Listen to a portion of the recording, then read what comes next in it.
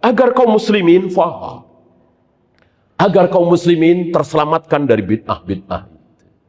Sebab kalau kita tidak berbicara bid'ah, ya sudah. Saudara-saudara kita yang awam, ya jadi korban.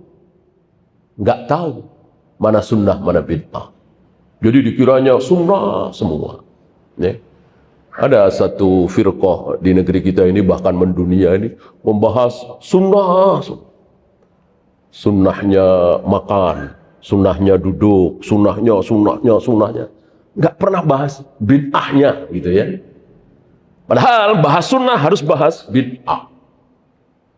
Ya. Dan anehnya saudara-saudara kita ini membahas sunnah Nabi, mengikuti cara Nabi ketika makan, ketika tidur, ketika duduk, ketika berdiri. Begitu sholat nggak dibahas. Aneh. Mestinya sholat yang pertama kali. Sholat mengikuti tata cara Nabi, sunnah Nabi. Mestinya itu yang pertama. Apakah Nabi mencontohkan baca usolli misalnya? Wudunya pakai nawaitul wudu'a dan seterusnya. Ya, mestinya itu yang nomor satu. Ya. Setelah Nabi SAW memerintahkan kita untuk berpegang teguh kepada sunnah, Nabi memerintahkan kita juga untuk menjauh dari bid'ah. Jangan dekat-dekat. Kata Nabi, menjauhlah kalian. Menjauhlah kalian. Mau selamat dari perbedaan-perbedaan yang banyak? Lihat. Orang-orang yang melakukan ritual-ritual baru dalam beragama, berinovasi dalam beragama, sholatnya tidak pernah diajarkan oleh Nabi, puasanya tidak pernah diajarkan oleh Nabi, zikirnya tidak pernah diajarkan oleh Nabi, sholawatnya tidak pernah diajarkan oleh Nabi. Hati-hati, menjauh. Kata Nabi SAW, menjauh.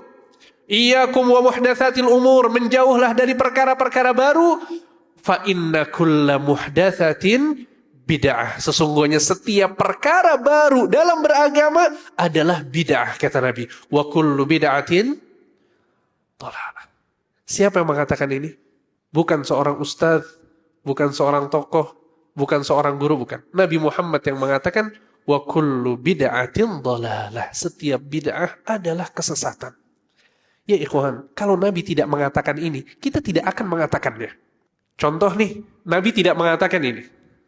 Tidak semua bid'ah, kata Nabi. Kita akan katakan tidak semua bid'ah. Faham antum? Tapi Nabi SAW yang mengatakan bahwa kullu bid'atin dhalalah. Kita nggak enak sama Nabi ya.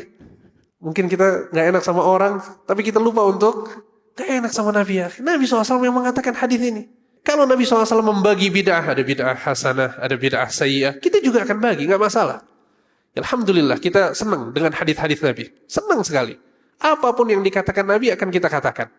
Tapi ternyata faktanya adalah dalam hadis ini, hadis yang sahih, dan hadis ini dibawakan oleh seorang sahabat yang bernama Irbad bin Sariyah.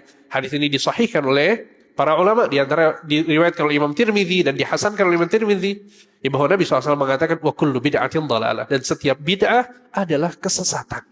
Ya, sehingga jangan bernegosiasi dengan dosa yang bernama bid'ah.